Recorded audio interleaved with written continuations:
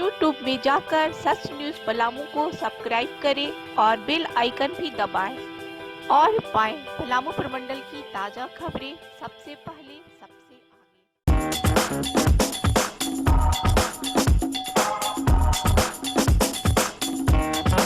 आज पूर्व सैनिक पलामू सीआरपीएफ के 134 बटालियन एवं राष्ट्रप्रेमी भक्तों के द्वारा कश्मीर के सावा सेक्टर में शहीद हुए बीएसएफ के जवानों को कैंडल मार्च निकालकर एवं 2 मिनट का मौन रखकर श्रद्धांजलि दी।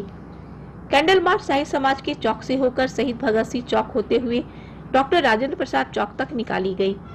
इस मौके पर कार्यक्रम में मौजूद कर्नल संजय अखौरी ने पाकिस्तान के कायराना हरकत का जोरदार भर्त्सना किए एवं सरकार से अब उचित कदम उठाने का आग्रह किया।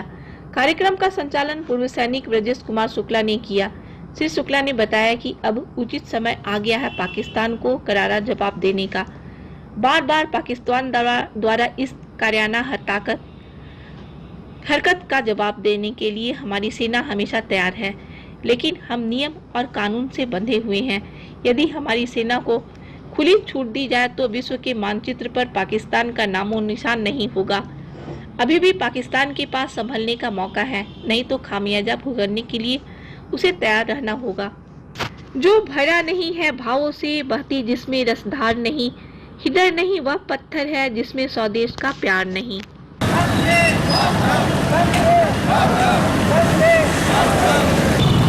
आखिर हिंदुस्तान कब तक श्रद्धांजलि सभा आयोजन करेगा? यह मौका हम पाकिस्तान को क्यों नहीं देते हैं? इसका जवाब पाकिस्तान को दिया जा रहा है, लेकिन जिस कठोर कदम की ज़रूरत है वो भी लिया जाएगा एक सही समय आने पर, लेकिन वो कदम लेना ही पड़ेगा। उसके लिए वो हमें उठा रहा है और हमें उसके लिए कदम उठाने की ज़रूरत है। ऐसा नहीं लगता है कि विश्व पटल जो है सब भारतीय सेना की सहनशीलता की परीक्षा ले रहा है? बिल्कुल सही है, सहनशीलता की परीक्षा सिर्फ सेना की ही नहीं पूरे देश के लिए ये सहनशीलता की परीक्षा की घड़ी है।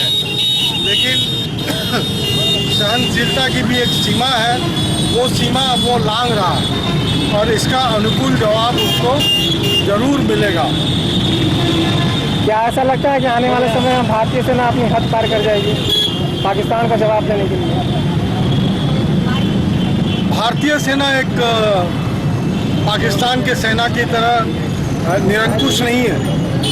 ये जो भी करेगा भारत के नेतृत्व के, भारत के संविधान के अधीन काम करेगा। अपने आप ये कभी हद नहीं पार करेगा, लेकिन जिस दिन मौका मिलेगा, जिस दिन आदेश मिलेगा, उस दिन पाकिस्तान इसके सामने कुछ भी नहीं है। पाकिस्तान का नामो निशान मिटा दे, इतनी हस्ती अभी हमारे देश की सेना के पास है। आखिर कब तक भारतीय सेना अपने खून का बलिदान करेगी? जो लोग देखिए, हम लोग इस मंच से ही मांग करते हैं कि अब हम बार बार जो ये अपने शहीदों को श्रद्धासुमन अर्पित कर रहे हैं, अब यह बर्दाश्त से बाहर हम लोग सरकार से मांग करते हैं कि अब हमारे सेना को खुले रूप से छोड़ दिया जाए। अब जंग जो हो आर पार की लड़ाई होनी चाहिए।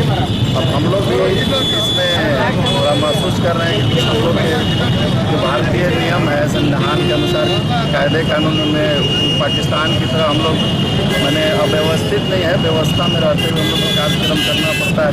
तो हम लोग अब सरकार से मांग करते हैं कि हम लोग की सेना को भी अब एकदम आर पार की जंग लड़ने के लिए अब छूट कर देना चाहिए। एक फौजी सीमा पर शहीद होकर राष्ट्र बड़ा कर जाता है, आप क्या कहेंगे?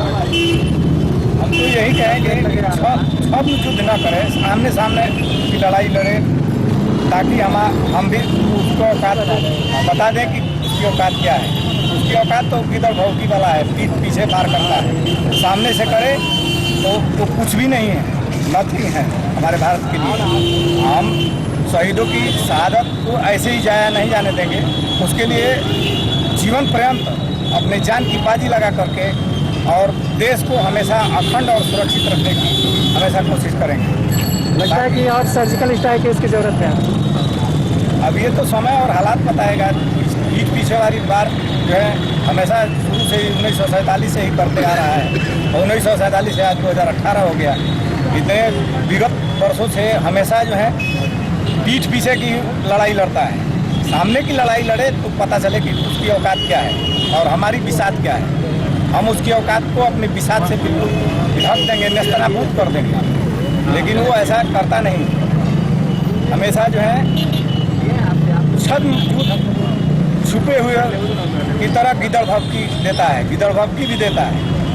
हम नहीं चाहते हैं कि ऐसा गिदड़ भभकी दे। हमारा देश अखंड है और अखंड रहेगा। इसके लिए हम अपने को सतत इसमें सेवा में लगाए रखेंगे, छोड़ रखेंगे, अपने देश को अखंड रखेंगे। इसके लिए जितना भी वो होगा हम करेंगे। पूर्व सैनिक होने के नाते आप क्या कहेंगे, सरकार की कहाँ चुप हो जा रही है कि सेना को छूट नहीं दे पा रही है? देखिए, यह जो पाकिस्तान के द्वारा कायराना हरकत जो बार बार हो रहा है, बार बार हमारी सरकार उन्हें समझाने का बार बार चेतावनी दे रही है कि तुम ऐसी हरकत मत करो, लेकिन वह अब समय यह आ गया है कि अब आर पार के युद्ध के बिना वह नहीं मान सकता है। तो आज हम पूर्व सैनिक के माध्यम से यही सरकार से मांग करते हैं कि अब बहुत हो चुका, हमारी कुर्बानी बहुत हुई, अब आर पार की लड़ाई होनी चाहिए और ऐसी लड़ाई होनी चाहिए कि विश्व मानचित्र पर पाकिस्तान का नामो निशान मिट जाए। आंतरिक सुरक्षा भी एक बहुत बड़ी चुनौती होती जा रही है। दुश्मन देश जो है सो आंतरिक गड़बड़ी भी कर रहे हैं, इस पर क्या कहेंगे? नागरिकों से क्या अपील करेंगे? हम समाज के प्रबुद्ध लोगों से, नागरिकों से अपील करते हैं कि हमारा देश जो है अखंड है, हमारी समेकित संस्कृति है, हमारा देश धर्मनिरपेक्ष है, यहाँ पर सभी धर्म का मान सम्मान है। तो हम सभी अपने देश के लिए एकजुट होकर भाईचारे के साथ अपने देश को अव्वल बनाने में, विश्व गुरु बनाने में हम सभी कड़ी मेहनत के साथ काम करें, जो कि हमारा देश विश्व में सबसे सर्वोपरि हो। क्या कूटनीतिक में भी अंतर्राष्ट्रीय स्तर पर भारत पिछड़ रहा है? आज का ही बात है, यूएनओ में एक बिल आया है जो कश्मीर में मानवाधिकार उल्लंघन का मामला को लाया गया है। आपको क्या लगता है, विश्व पटल कुछ देश जो है सो हावी हो जा रहे हैं क्या? नहीं, कुछ एक देश जो है वो भ्रामक जो है हमारे देश के बारे में वो ऐसी स्थिति फैलाते हैं, लेकिन जो हमारे माननीय प्रधानमंत्री श्री नरेंद्र भाई मोदी जी हैं, उन्होंने यह विश्व को, हमारे पड़ोसी देश को यह दिखा दिया है कि भारत हर चीज़ में आगे है। चाहे वो विश्व के साथ जो है मैत्रीपूर्ण संबंध बनाने में, दूसरे देशों के साथ अपनी कूटनीति को तैयार करने में, आपसी मैत्रीपूर्ण अपने तैयार करने में, हर चीज़ में हमारा देश सर्वोपरि है।